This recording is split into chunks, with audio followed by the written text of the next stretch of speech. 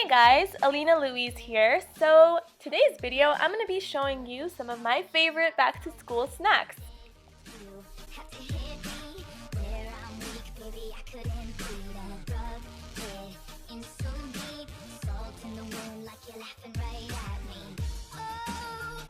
Alright, so let's get started. First up are going to be the dirt cups. You're going to need chocolate pudding and also gummy worms, and last but not least, Oreo cookies. So what I like to do, I like to place the gummy worms and also the Oreo cookies ready for me to use at school on recess or break or lunch, and I have them ready in like a little Ziploc bag, and then I just open up my pouch of the chocolate pudding, crumble up those Oreo cookies on top, and put on top of that the gummy worms, and there you have it, the dirt cup.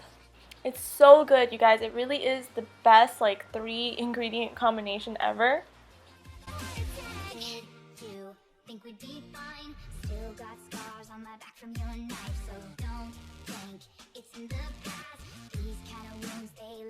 Alright, so next up I'm going to be showing you my peanut butter chocolate crunch sandwich. You're going to need Nutella, peanut butter, chocolate chip cookies, and white bread. So on one side of the bread, you're going to be putting that peanut butter on there. On the other side is going to be the Nutella. And then we're going to be crumbling up those chocolate chip cookies on one side or both if you want some extra crunch in your sandwich. And there you have it, the peanut butter chocolate chip crunch sandwich. Last but not least, it's going to be the homemade chocolate Rice Krispie treats.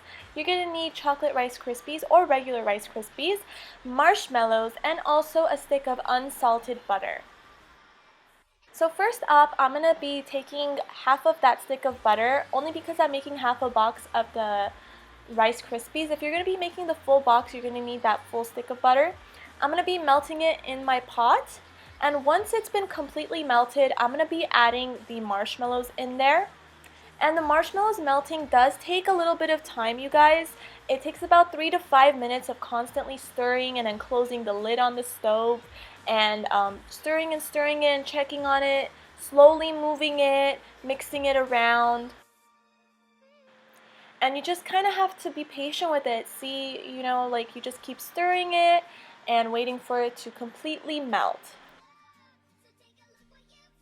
And you'll know that it's completely melted once it does start like to kind of bubble at the sides a little bit. And once it's completely almost melted and it's bubbling at the sides, that's going to be the perfect time for you to slowly start pouring in the Rice Krispie treats. Those little Rice Krispies, they're going to be going in there little by little. You don't want to put it in all at once, only because you want that equal ratio of the marshmallow and also the Rice Krispie. Otherwise, it's going to be too much of the Rice Krispie and it's going to be really hard to eat rather than chewy and crunchy.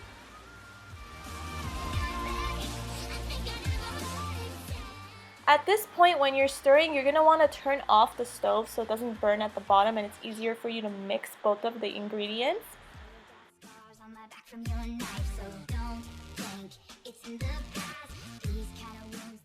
And then once you've mixed it well enough, you're going to be placing them in a glass or metal pan, and you're going to be smoothing it out. It does get a little bit sticky, but it is worth it once you smooth it out and wait for it to cool. You're going to let it cool for about 15 to 20 minutes.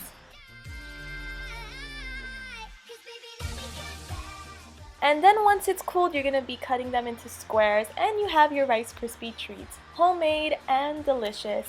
Thanks for watching, you guys. Don't forget to subscribe. Love you!